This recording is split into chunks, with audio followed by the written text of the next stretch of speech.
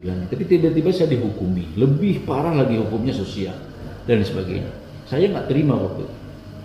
Cuman ketika lambat laun sambil berjalan saya proses DPD, saya mencoba menerima. Ya Allah, saya terima apapun secara total yang Allah berikan takdir hidupku saya hari ini.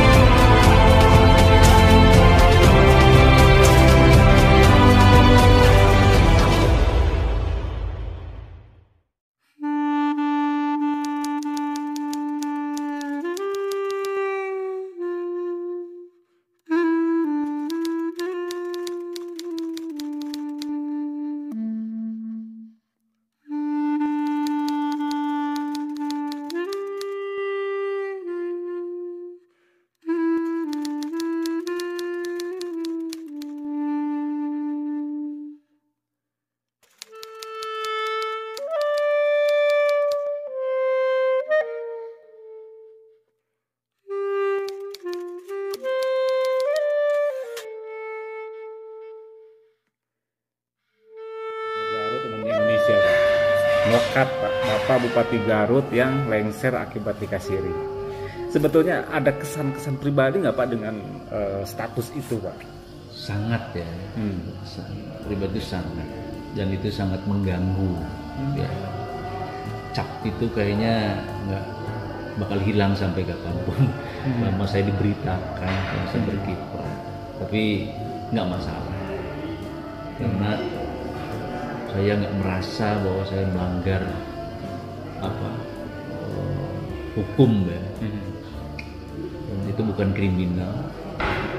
Saya tidak pernah ada proses hukum sampai berstatus apa.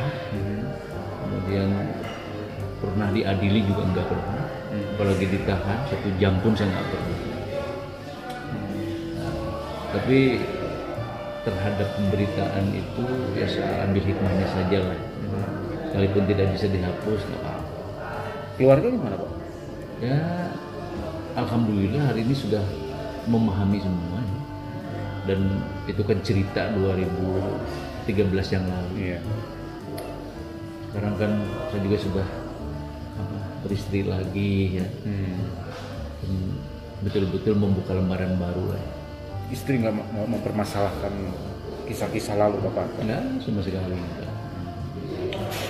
Ya, mungkin tahu ya. Cuman ya, prinsipnya artinya mengeksplor masa lalu yang nggak produktif gitu kan, dan kurang bermanfaat.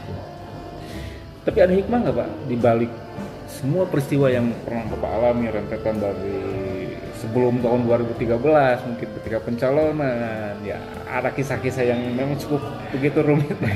Ya, sangat besar sekali hikmahnya. Ya.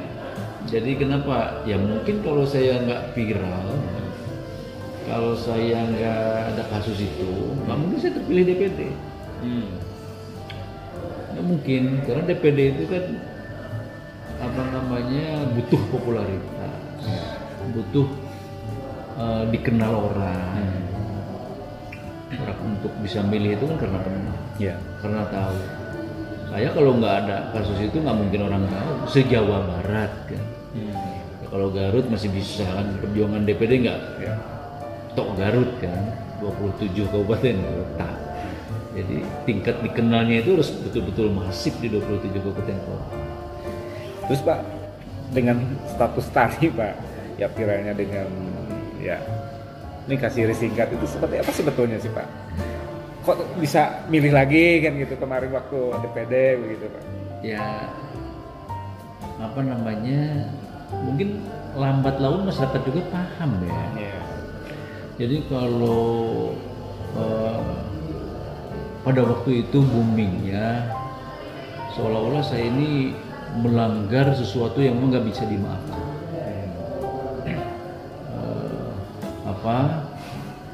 Sehingga ada orang juga yang menganggap saya lengser itu karena melanggar hukum, kemudian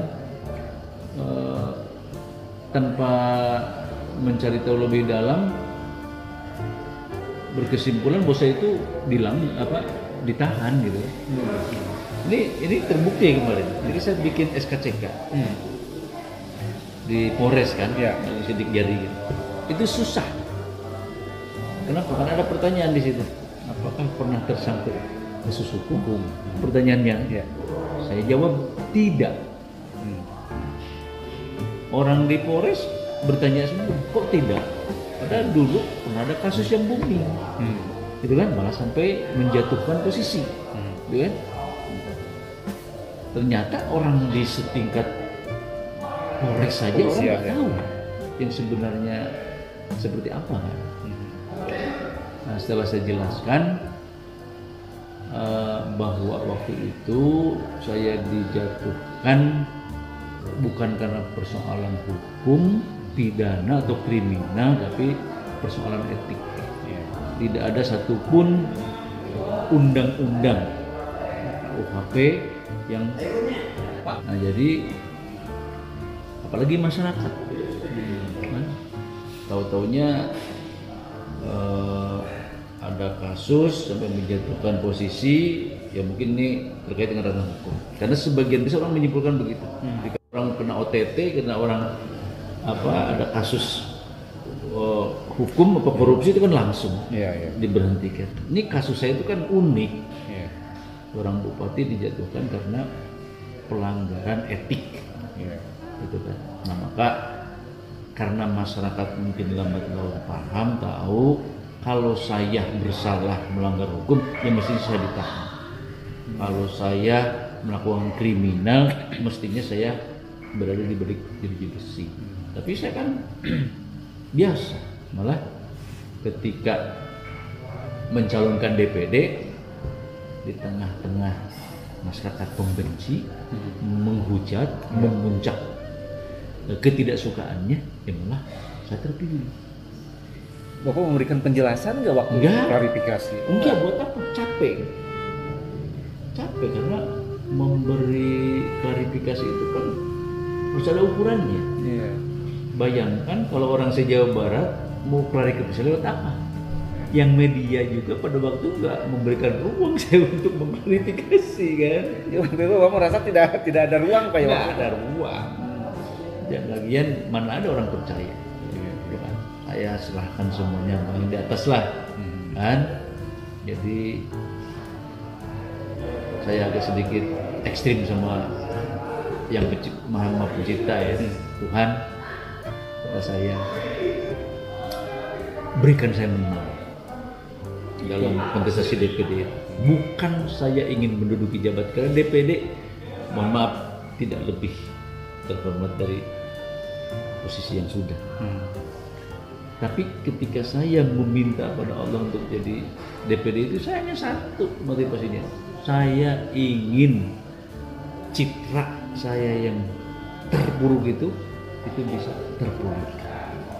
Karena kalau saya mengklarifikasi seberapa banyaknya waktu yang harus dibuang untuk memberitahu orang ke orang se-Jawa Barat, se-Indonesia kan. Dan ternyata terbukti waktu itu jumlah suara yang diperoleh berapa banyak Pak? 1.139.000. Kan cukup jadi cukup jadi fakta. Kalau saya salah, kalau saya bejat, dan masa ada orang 1.139.000 memilih Pak ya? Rame-rame milih.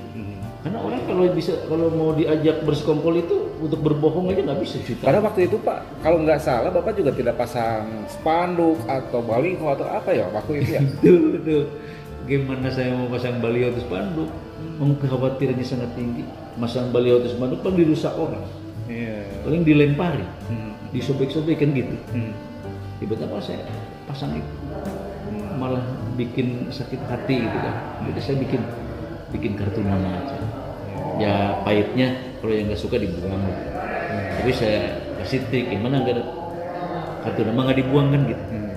Saya kasih Arab aja.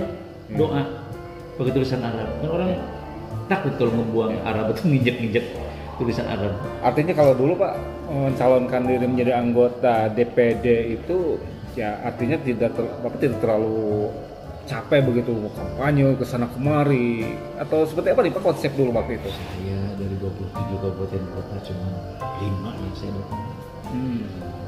5 kabupaten plus Garut ya. Jadi nggak banyak karena waktu itu kan gimana saya mau kampanye, saya mau sosialisasi, rasa malu aja masih berat gitu. Jadi gimana saya bisa diterima undang sana? Nggak ada yang undang. Nggak ada. Tapi kalau sekarang konsepnya seperti apa nih Pak? Ya kalau sekarang kan lain lagi. Nama saya tidak se-booming dulu. Ya. Kemudian orang banyak lupa. Bukan ya sekarang harus agak ekstra ya. Membangun strategi pemenangan di 27 kabupaten kota. Apa sih respon mereka sekarang? Alhamdulillah ya, sekarang cukup baik. Malah banyak orang-orang undang kan. Saya sampai bulan ini udah penuh. Undangan? Udah penuh. Di Garut atau di? Semua. Saya diundang ceramah. Saya diundang jadi imam Jumat. Saya diundang jadi pemateri. Iya. Kan? Terus ada yang undangnya kampus, ada yang pesantren, ada majelis taklim. Mungkin agak rindu. Ya, agak rindu. Dulu sempat namanya gitu kan. Terdengar kemarin 5 tahun istirahat ya. Sekarang mulai. Nah kemarin 5 tahun di mana Pak? Ada beberapa aktivitas saya. Saya kadang di KBB ya, karena istri orang KBB. Kadang di Jakarta, kadang di Bandung. Ya aktivitasnya macam-macam. Ada aktivitas, kadang di sini kan, ada istirahat, ada usaha ya.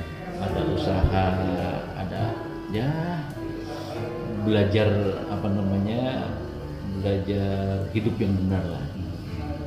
Belajar hidup yang benar, kembali lagi ke pangkuan keluarga seutuhnya gitu. Pak ada pesan-pesan nggak Pak? Ya bercermin dari kasus Bapak. Ya pesannya itu mungkin ya ini pesan yang berharga buat saya. Kalau ketika yang di atas mentakdirkan kita tidak sesuai dengan harapan diri kita, jangan lantas kemudian kita buruk sangka. Karena di balik takdir hidup yang tidak kita terima itu, siapa tahu yang di atas sedang mempersiapkan skenario yang lebih indah. Contoh, saya ketika dijatuhkan di bupati, saya akan marah. Karena saya tidak terima. Salah saya di mana? Salahnya etik, nggak ada pengadilannya, kan? Beda dengan koruptor, beda dengan pembunuh, apalah. Saya enggak kan? Kalau etik nggak ada pengadilan, tapi tiba-tiba saya dihukumi, lebih parah lagi hukumnya sosial dan sebagainya. Saya nggak terima waktu itu. Cuman ketika lambat laun sambil berjalan satu proses DPD, saya mencoba menerima. Ya Allah, saya terima apapun secara total yang Allah berikan takdir hidupku saya hari ini. Ketika saya terima, ternyata jalan untuk menuju sukses sangat gampang dan dilancarkan. Karena saya menerima. Berapa saya menerima? Karena saya yakini ketika saya tidak menerima ketentuan yang menurut anggap saya kurang baik, Allah sudah mempersiapkan di depan kehidupan yang lebih baik.